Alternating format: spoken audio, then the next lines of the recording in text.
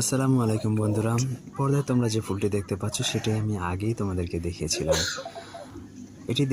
আমি এটা রাস্তার পাশ থেকে কুড়িয়ে এনেছিলাম, সেটাও তোমাদেরকে দেখিয়েছিলাম। এবং এই যে ব্যাগটাতে প্রথমে লাগিয়ে নিয়েছি, গাছটাকে থামিয়ে নিয়েছি, সেটাও আমি তোমাদেরকে দেখিয়েছিলাম।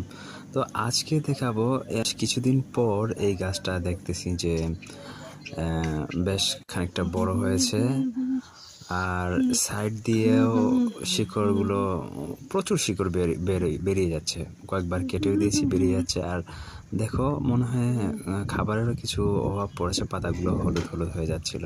তো এই গাছটাকে আজকে আমি মাটিতে রোপণ করে দেবো পার্মানেন্টভাবে।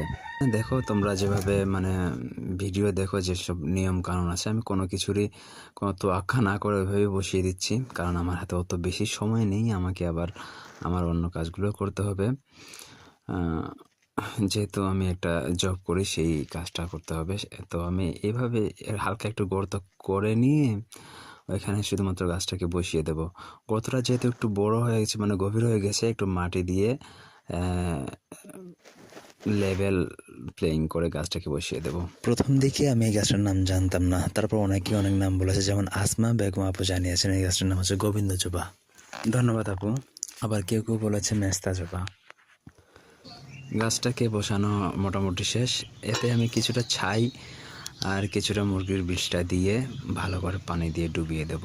পুরোপুরি মাটি লেভেল করে পানি না দিয়ে, মাটিটা লেভেল করে না দিয়ে হালকা একটু নিচু করে রেখেছি গোড়াটা।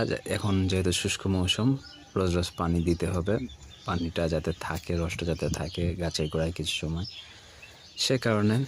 তো এই আর কি।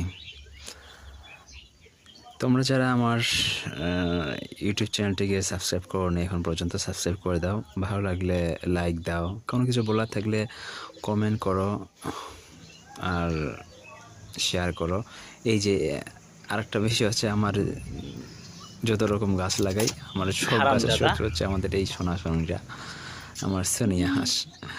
এরা কোনো কিছুকেই জিন্দা ছাড়ে না, একা একা ছাড়ে না। গাদা বলো আর সব কিছু কেড়ে করে ছিঁড়ে ছুটকে খেয়ে শেষ করে দিচ্ছে। তো এই পর্যন্ত বন্ধুরা, ভালো লাগলে লাইক করে দিও, কমেন্ট করো, শেয়ার করে দিও, সাবস্ক্রাইব করো। আশা করছি সবাই ভালো থাকবে। দেখা হবে পরের ভিডিওতে। সে পর্যন্ত সবাই ভালো থাকো। আল্লাহ হাফেজ।